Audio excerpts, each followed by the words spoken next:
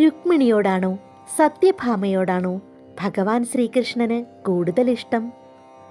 നാരദമുനിയുടെ ഈ ചോദ്യം കേട്ട സത്യഭാമയ്ക്ക് ആകെ വിഷമമായി. സത്യഭാമയുടെ സ്നേഹം പ്രകടിപ്പിക്കാൻ ഉപായവും നാരദൻ നിർദ്ദേശിച്ചു. ഭഗവാനെ നാരദന്റെ അടിമയാക്കുക.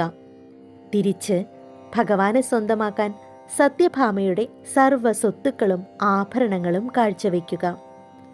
സത്യഭാമ സമ്മതിച്ചു. ഭഗവാനെ നാരദരുടെ കയ്യിൽ നിന്നും മോചിപ്പിക്കാൻ ശ്രീകൃഷ്ണന്റെ തൂക്കത്തിനൊപ്പം സ്വത്തും ആഭരണവും നൽകാൻ സത്യഭാമ തയ്യാറായി. തുലാഭാരത്തട്ടിൽ ഭഗവാൻ ശ്രീകൃഷ്ണനിരുന്നു. സത്യഭാമ തൻ്റെ ആഭരണങ്ങൾ ഓരോന്നായി മറുതട്ടിൽ വെച്ചു. എല്ലാ ആഭരണവും സ്വത്തും വെച്ചിട്ടും ഭഗവാന്റെ തട്ട് താഴ്ന്നു തന്നെ. ഭഗവാന് സമമല്ല തൻ്റെ സ്വത്തുക്കൾ എന്ന് സത്യഭാമയ്ക്ക് ബോധ്യമായി. ആകെ വിഷമത്തിലായി.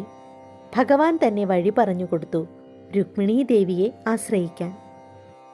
രുക്മിണി ദേവി ഒരു തുളസിയില വെച്ചതോടെ ഭഗവാൻ ഇരുന്ന തട്ടും മറുതട്ടും ഒപ്പമായി.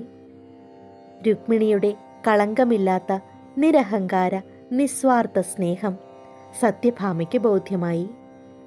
രുക്മിണിയെയും ഭഗവാനെയും വണങ്ങി സത്യഭാമ വിനയാന്വിതയായി. ഇരുവരും സന്തോഷത്തോടെ കഴിഞ്ഞു. കൃഷ്ണ ഗുരുവായൂരപ്പാ ശരണം.